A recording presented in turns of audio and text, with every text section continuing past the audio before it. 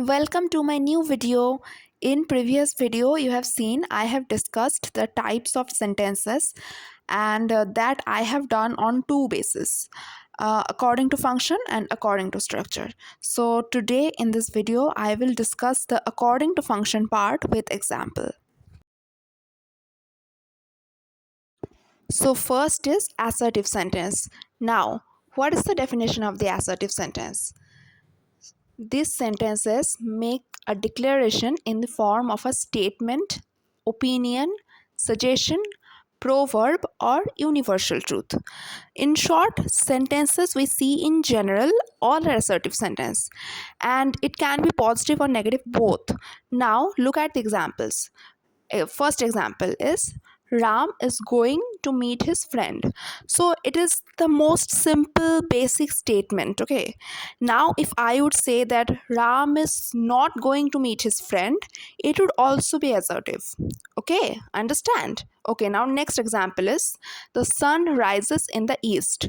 It's a universal truth. It is always truth, so it is also assertive. Then honesty is the best policy. It's a proverb. No, we can't change it, so it is also assertive.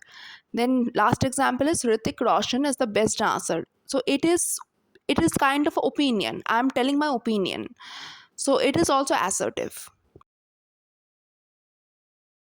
So next one is imperative sentence. So what is imperative sentence?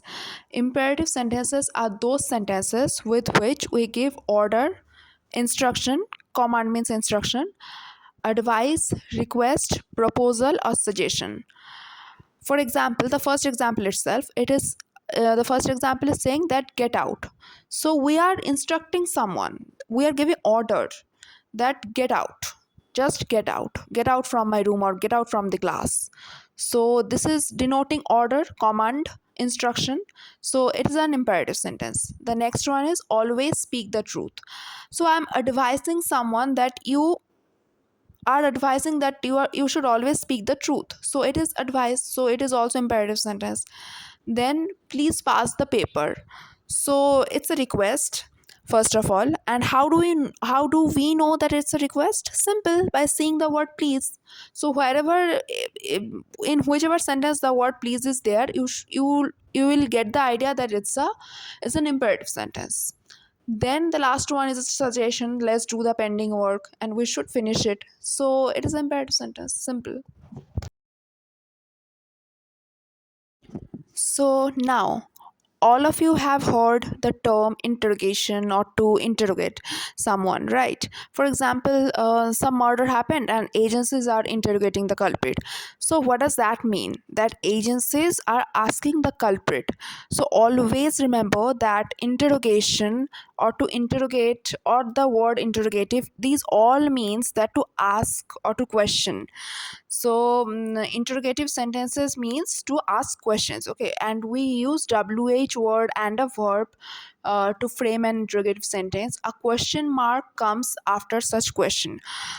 So question mark, the symbol question mark is very essential in this case. If you forget to use it, your answer will be wrong. So sometimes we use wh word and sometimes we don't. Okay, so for example, what is your name? Here, what is a wh word? What do you recite? Here, where is a wh word? And sometimes we also don't use wh word, like do you know the answer? It is here we have not used the word wh word. Here we only making question with verb. Then are you feeling all right? Here are is a verb, auxiliary verb. So yeah.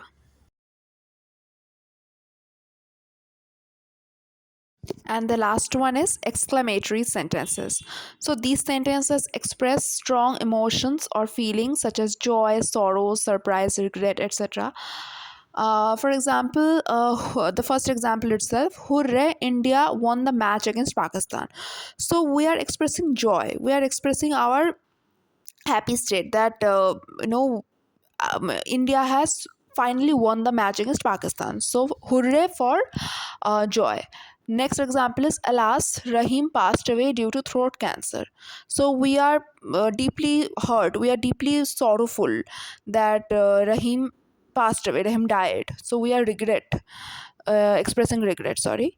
And then the next example is, what a beautiful place, and it is denoting wonder, our wonder. We are just amazed that how can a place be so beautiful.